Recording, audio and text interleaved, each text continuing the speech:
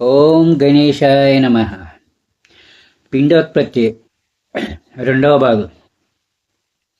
ఇక 8-9 నెలలందు పూర్వజ్ఞానం కలిగి భూమి మీద పెట్టే వరకు మలమూత్ర స్థానమైన గర్భముందు నిలిచి అది 8-9 నెలలు ఏమవుతుందంటే ఆ తల్లి గర్భంలో ఉన్న ప్రాణికి పూర్వజన్మ గురించి భగవంతుడు గుర్తు చేస్తూ ఉంటాడు. అప్పుడు ఏం చేస్తాడంటే ఆ తల్లి గర్భంలో తల్లి తిన్న ఆహారము తను ప్రేగు ద్వారా సేకరించి ఆ తను సేకరించిన తర్వాత అది జీర్ణమై మలము మూత్రం ద్వారా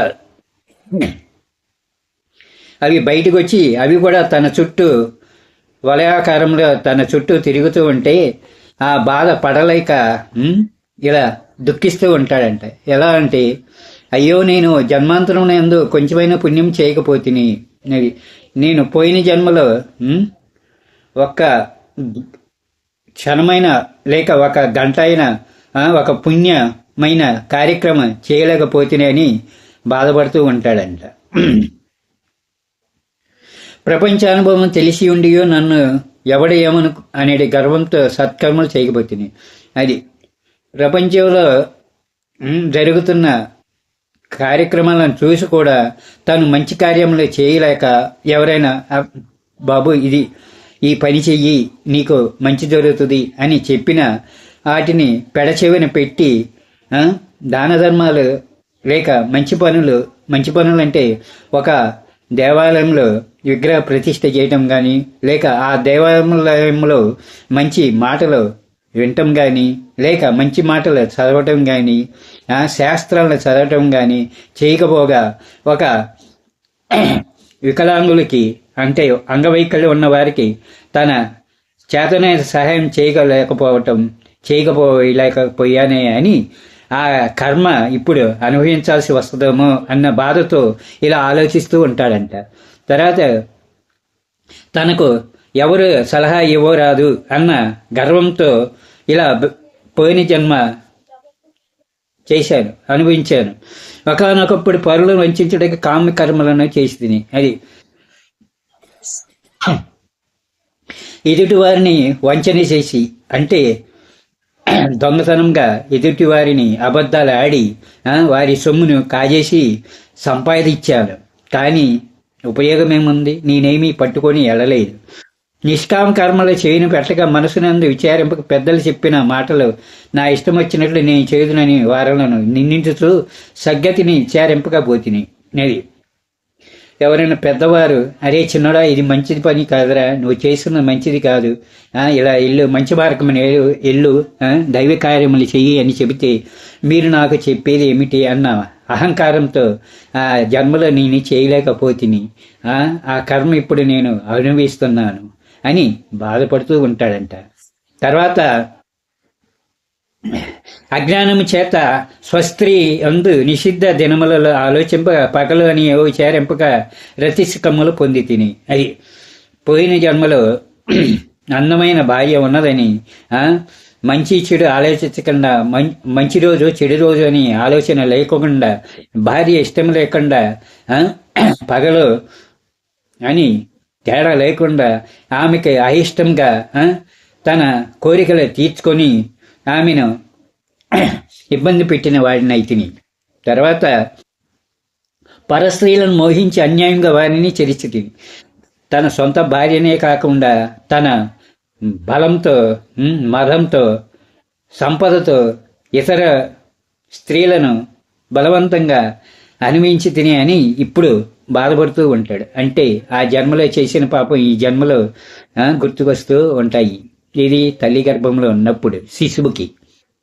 గురువులను పెద్దలను తల్లిదండ్రులను దూషించి నీవు ఏకవచన ప్రయోగం చేసి తిని అది పెద్దలను అంటే తల్లిదండ్రులను కానీ మనకన్నా పెద్దవాళ్ళను గౌరవించటం కానీ చేయకుండా, అలాగే గురువులను విద్య బోధించిన గురువులను కూడా గౌరవించకుండా నీవు నీవు నీవు నీవు అని ఏకవచనంతో పిలిచి తిని ఇది చాలా ప్రమాదకరమైన కార్యం. పిలవకూడదు, పెద్దలను గౌరవించాలి. తల్లిదండ్రులు ఎవరు? దేవుళ్ళు, మనకు కనపడే దేవుళ్ళు.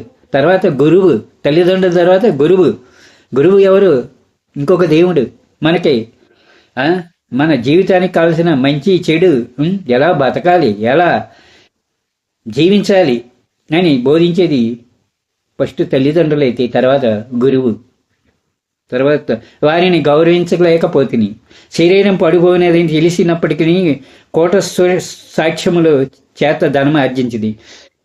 ఇక వయసు మళ్ళినప్పటికి కూడా నా ప్రాణం పోతుంది, ఇది శాశ్వతం కాదు అని తెలిసినా కూడా చేయరాని పనులు చేసి సంపాదించి అది నా పిల్లలకి ఇచ్చి నేను ఉత్తి చేతులతో వెళ్ళి నరక కోపంలో పడిపోయాను అని ఇప్పుడు ఆలోచిస్తూ ఉన్నది.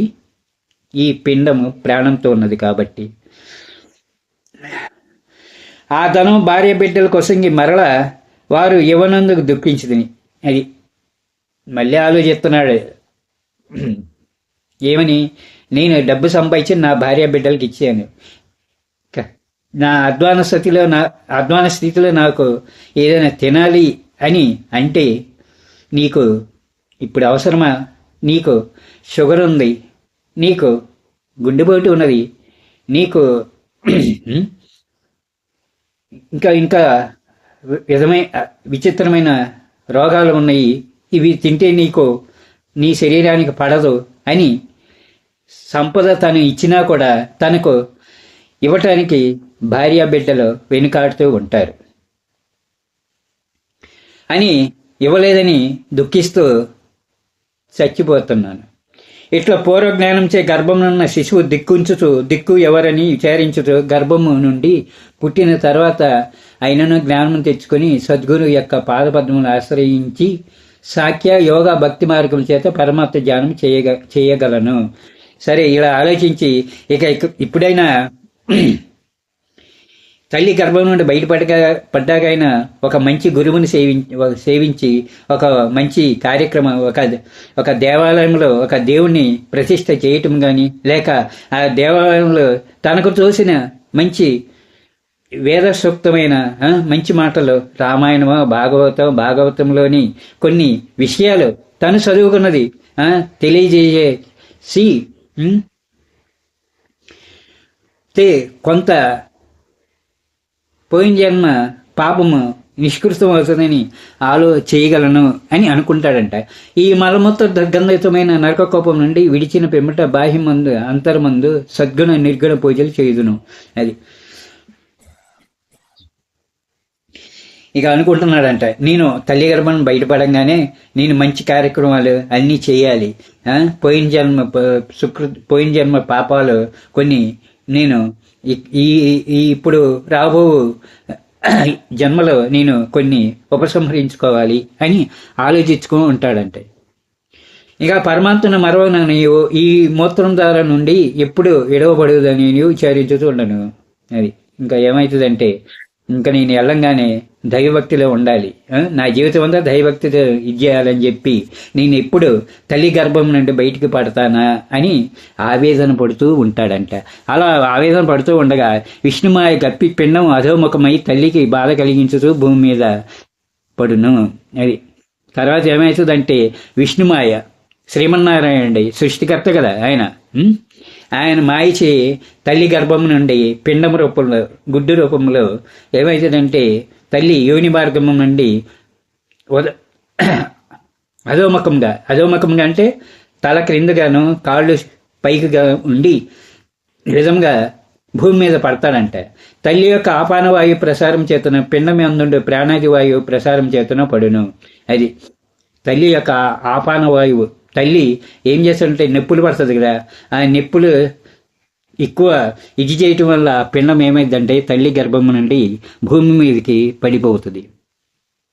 అలా పడిపోయినాక ప్రాణాది వాయువు ప్రసారం చేతను పడిపోయినప్పుడు పిండమందుండే ప్రాణవాయువులు పిండంలో ఉండే ప్రాణవాయువుల చేత కిందకు పడుతుందంట. ఇది ఈ చిన్న శిశువు, ఆడపిల్ల కానీ మగపిల్ల కానీ. అప్పుడు అక్కడ నుండి వారు మగ శిశువు ఆడ శిశువు అని విచారించరు. అది పిండం కింద పడగానే అక్కడ ఉన్న మంత్రకెత్తెలు కానీ లేకపోతే డాక్టర్లు కానీ నర్సులు కానీ ఏం చేస్తారంటే పుట్టినోడు మగవాడా లేక ఆడపిల్ల అని ఆలోచించి మగ శిశువేనా మంచిదని కొందరు, అది తల్లిదండ్రులు ఏమనుకుంటారంటే మగ శిశువు మంచివాడు, మన ఇంటికి వారసుడు పుట్టాడు అని అనుకుంటారు. తండ్రులు కూడా అలాగే భావిస్తారు. ఇక ఆడ శిశువు అంటే మరీ మంచిది, ఇంటికి లక్ష్మీదేవి పుట్టింది అని అనుకుంటారంట. ఇప్పుడు పూర్వవృత్తాంతం అంతా మర్చి కావురమని ఇచ్చాను. తర్వాత ఏమైందంటే ఈ వెనకటి జన్మంతా అతనికి ఇంకా గుర్తుకు రాదు. ఈ భూమి మీద పడంగానే ఏమంటే కెవ్వున కేక వేస్తాడు. కెవ్వున కేక వేసి ఇక ఏడవటం మొదలు పెడతాడు. అంటే వాడి జీవితాంతం ఇంకా ఏడుపుతోనే మొదలవుతూ ఉంటుంది. వాడు బ్రతకంతా ఇంకా ఏడిపే. ఇది శ్రీమద్ విరాట భూతులు వీర బ్రహ్మేంద్ర స్వాముల వారు చెప్పిన పిండోత్పత్తి మీకు తెలియజేశారు. తప్పులు ఏమైనా ఉంటే క్షమించండి దయచేసి.